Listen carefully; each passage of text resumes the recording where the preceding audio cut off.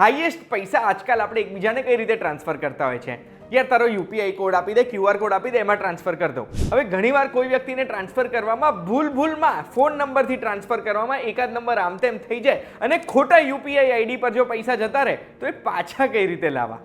હું તમને જણાવવા માંગુ છું કે કઈ રીતે ખોટા નંબર પર ટ્રાન્સફર કરેલા યુપીઆઈના પૈસા તમે પાછા લઈ શકો ને એ જાણવા માંગતા હોય તો એના માટે ધ્યાનથી સાંભળજો. હું તમને એક વાત કહું.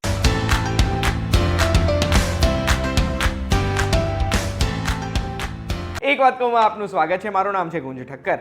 યુપીઆઈ આઈડીમાં આટલા બધા ટ્રાન્ઝેક્શન જે દર મહિને થાય છે, રોજે આપણે જ આટલા બધા ટ્રાન્ઝેક્શન કરતા હોઈએ છીએ, એમાં ચાન્સીસ છે કે કોઈ વાર ભૂલ થઈ જાય ખરી. હવે આ ભૂલ થઈ જાય ને ત્યારે યુપીઆઈમાં એવું કોઈ મેકેનિઝમ નથી જે મેકેનિઝમથી આપણે અન્ડુ કરી શકીએ. જેવું ઈમેલ મોકલીએ તો 10 સેકન્ડ માટે ઓપ્શન આવે અન્ડુનો, કે વોટ્સએપમાં મેસેજ મોકલી દઈએ તો આપણે ડિલીટ કરી શકીએ. એવું યુપીઆઈમાં નથી થતું. ગયા બાદ ગયા. તો પછી એ પૈસા લાવવાની પ્રોસેસ શું છે? તો એક વખત માની લો ભૂલથી તમારાથી કોઈને પૈસા ખોટા ટ્રાન્સફર થઈ ગયા છે ને જો તરત ખબર પડી જાય છે તો પહેલો ઓપ્શન એ જ છે કે તમારી જોડે જો ફોન નંબર છે એમનો, તો એ વ્યક્તિને તરત જ ફોનથી રિંગ મારો કે ભાઈ ભૂલ થઈ ગઈ, મારાથી પૈસા વાપસ કર દો મુझे. પણ જો એ નંબર નથી તમારી જોડે ને ખોટા યુપીઆઈ આઈડી ઉપર ટ્રાન્સફર કરી દીધા છે તો પછી તમારી જોડે બીજો કોઈ ઓપ્શન નથી. તમારે તમારા યુપીઆઈનું જે એપ તમે વાપર્યું છે, phone pay, Google pay, CRED કે બીજું કોઈ બી, એના કસ્ટમર કેરમાં જાણ કરવાની રહેશે કે ભાઈ મારાથી જે આ ટ્રાન્ઝેક્શન થયું ને એ ખોટું થઈ ગયું છે.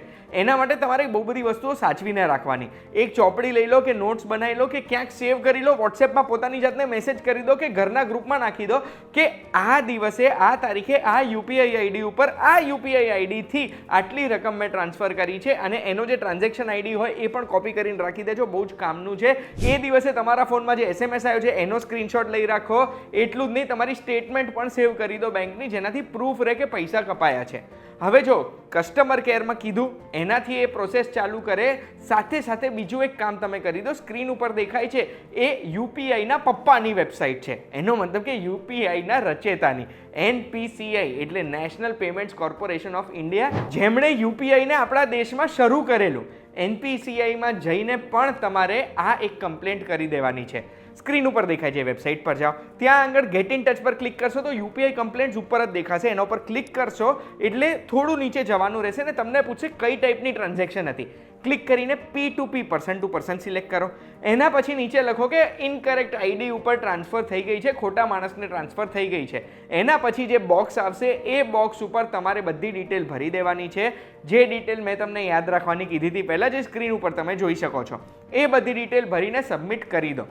હવે ત્રીજું કામ તમારે કરવાનું છે, તમારે તમારી બેંકમાં જવાનું છે. તમને ખબર છે તમારું બેંક અકાઉન્ટ કઈ બેંકમાં છે, ત્યાં જઈને જાણ કરો કે ભાઈ આ ટ્રાન્ઝેક્શન મારાથી ભૂલથી થઈ ગયું છે, પ્લીઝ રિવર્સ કરવાનો ટ્રાય કરી જુઓ. અગર આ સેમની સેમ બેંકમાં હશે ને તો કદાચ ચાન્સ છે કે તમારા બ્રાન્ચ મેનેજર પાસે સત્તા હોય રિવર્સ કરવાની. પણ જો અલગ બેંક છે તો તમારે હજુ એક ધક્કો વધશે. તમારે સામેવાળાની બેંકમાં પણ જવાનું રહેશે. આપણે જ્યારે યુપીઆઈ ટ્રાન્ઝેક્શન કરીએ તો સામેવાળા વ્યક્તિની બેંક આવે જ છે, ત્યાં આગળ જાઓ, ત્યાં પણ કમ્પ્લેન્ટ લખાવો. તમે જે વસ્તુઓ સેવ કરેલી, તમારી બેંક સ્ટેટમેન્ટ, ટ્રાન્ઝેક્શન આઈડી વગેરે વગેરે, એ બધું ત્યાં પણ એક રિટર્ન કમ્પ્લેન્ટમાં આપો કે મારાથી આ ખાતામાં ભૂલથી પૈસા ટ્રાન્સફર થઈ ગયા છે.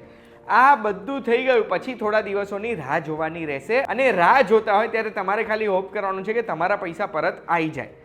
માની લો આ બધું થયા પછી પૈસા પરત નથી આવતા, તો આપણે અત્યાર સુધી કમ્પ્લેન્ટ કરી હતી યુપીઆઈમાં, બેંકમાં અને યુપીઆઈના પપ્પાને. હવે આપણે કમ્પ્લેન્ટ કરવાની છે યુપીઆઈના દાદાજી એટલે NPCIના રચેતા એટલે રિઝર્વ બેંક ઓફ ઇન્ડિયાના CMS પોર્ટલ ઉપર. બેન્કિંગ ઓમ્બુડ્સમેન સ્કીમ હેઠળ રિઝર્વ બેંક ઓફ ઇન્ડિયા એના હેઠળ આવેલી દરેક ઇકોસિસ્ટમની કમ્પ્લેન્ટ સાંભળવા માટે જવાબદાર છે અને એ કમ્પ્લેન્ટને સોલ્વ કરવા માટે પણ જવાબદાર છે. સ્ક્રીન ઉપર દેખાય છે, એડ્રેસ ઉપર જશો એટલે આવી વેબસાઇટ દેખાશે. આ CMS પોર્ટલની છે, ત્યાં ફાઇલ કમ્પ્લેન્ટ ઉપર ક્લિક કરો અને બધી જ ડિટેલ્સ કહી દો આ કમ્પ્લેન્ટમાં. NPCIની કમ્પ્લેન્ટની તારીખ, રેફરન્સ નંબર, બેંકમાં કમ્પ્લેન્ટ કર્યાની તારીખ, કઈ તારીખે ટ્રાન્ઝેક્શન કર્યું ને બધી ડિટેલ એમને જણાવી દો. અને આ બધું થઈ જાય એના પછી બસ હોપ કરો કે હવે તો તમારા પૈસા પરત આવી જ જાય. આ બધી પ્રોસેસ જો તમારે નથી કરવી તો કોઈ પણ નવા યુપીઆઈ આઈડી કે કોઈ પણ નવા ફોન નંબર પર પૈસા ટ્રાન્સફર વધારે કરવાના હોય તો પહેલાં ₹1, ₹10 કે ₹100 ટ્રાન્સફર કરીને ચેક કરો. પછી ફોન કરીને પૂછો કે ભાઈ કેટલા રૂપિયા આવ્યા, તમે વેરીફાઈ કરો તો જે ટ્રાન્સફર કર્યા છે એ આંકડો બોલે ને પછી જ આગળ ફરીથી બીજું ટ્રાન્ઝેક્શન કરજો. આનાથી આ બધી મહેનત બચી જશે. પણ એક વસ્તુ મેં જોઈ છે, ઉતાવળમાં કરેલા કામ દર વખતે હેરાન કરે. હેરાનગતિ પછી પણ જો પૈસા પાછા આવે છે તો આ વિડીયોને ભૂલતા નહીં તમે, અને આવી જ માહિતી જો જોવી ગમે છે તો એક વાત કહું, જોતા રહેજો. આ વિડીયો કામમાં આવ્યો હશે એવી આશા રાખું છું.